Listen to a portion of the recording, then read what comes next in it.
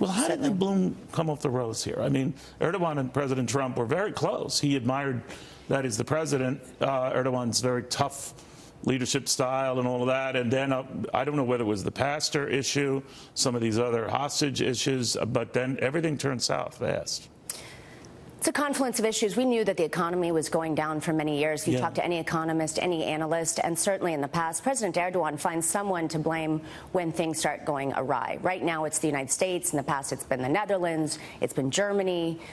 Many analysts are saying he's engaging in hostage diplomacy. And I think for a long time, there were tensions building between the two countries before President Trump. Right. And now it's continued. It's really coming to a head right now. And with this lira crisis, this is the time when, the president can capitalize on that and say, look, this is what the United States is doing.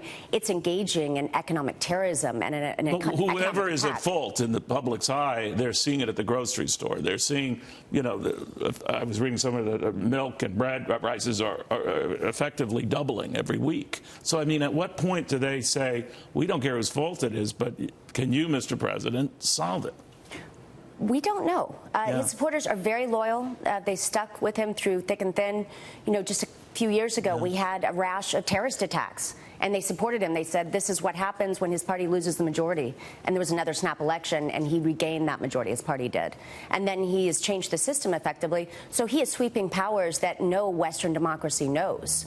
So they've actually just rewarded him each and every time anything happens. So this crisis, he might actually use to his political advantage. We'll just see. So the idea that he would even be a duly elected leader for a set period of time, he could be like Hugo Chavez was in Venezuela, in there till the end.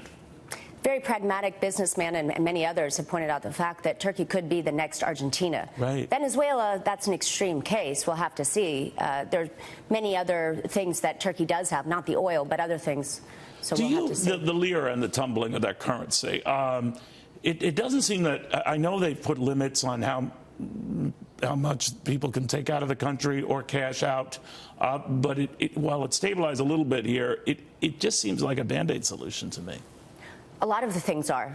For instance, President Erdogan doesn't believe in the general fiscal orthodoxy, which is he believes that high interest rates create high inflation. And so he's always vowed to keep the interest rates quite low. And that has become like a political slogan, which has become popular because people like to imagine that they can borrow. There was almost no mortgages before President Erdogan for various reasons. Now people have. But now you also have such a huge amount of corporate debt, and that's all denominated in foreign currencies, usually dollars or the euro. And we may really see blood on the street with these corporations. They really may go under. But President Erdogan always seems to have some sort of government solution. So whether it's the case of his political enemies, where he seized $15 billion worth of companies since the failed coup attempt, right. Will he seize others? Will he give them, an infusion of capital? He's certainly done that for his friends, or some sort of tax amnesty or other amnesties. Couldn't he run to Russia? Couldn't he run to China? Couldn't he just, all right, well, I'll do my own thing with these guys? That's what he's already doing. He's already building those relations, and that is what the West might lose. What if Turkey, with all of the nuclear warheads, with the NATO bases, with the U.S. bases, what if they said, no, we're on Russia's side, we're on China's side, we're on Iran's side, et cetera? What if that happens?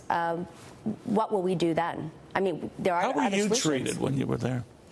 Well, I've been living there for many years. In general, they don't even think I'm American. They think I'm probably British. So that's actually a little bit easier.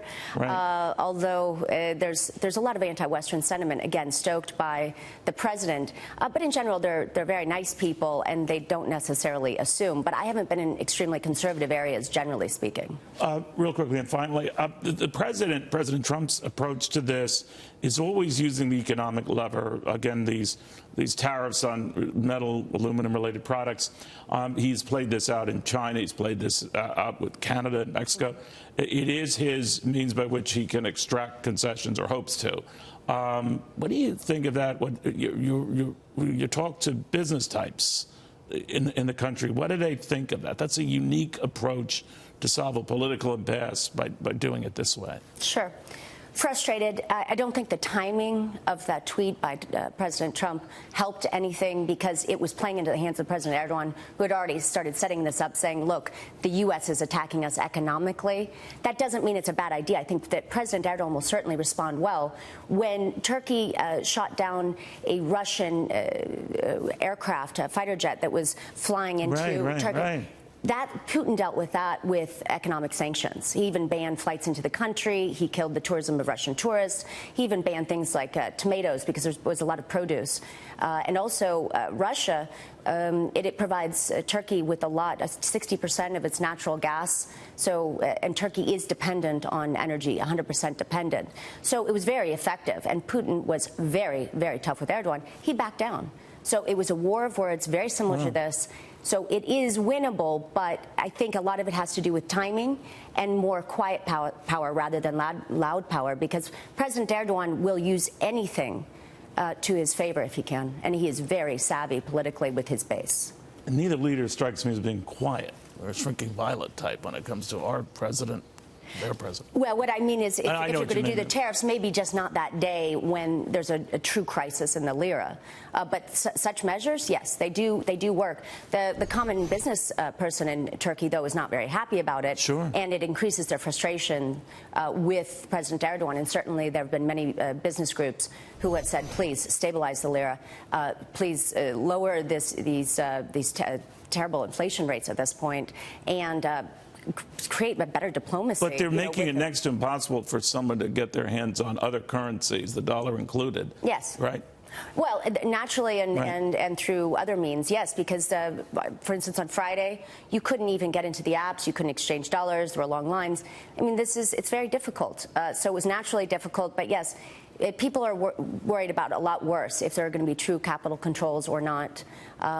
We'll deal with that when we come to it. But, yes, I do know of business people who have money and they're thinking, I might have to move this out in case, there are more measures to come. Yes. Amazing. Laura, thank you very, very much. An encyclopedia on all this stuff. Holy Toledo. Thank you.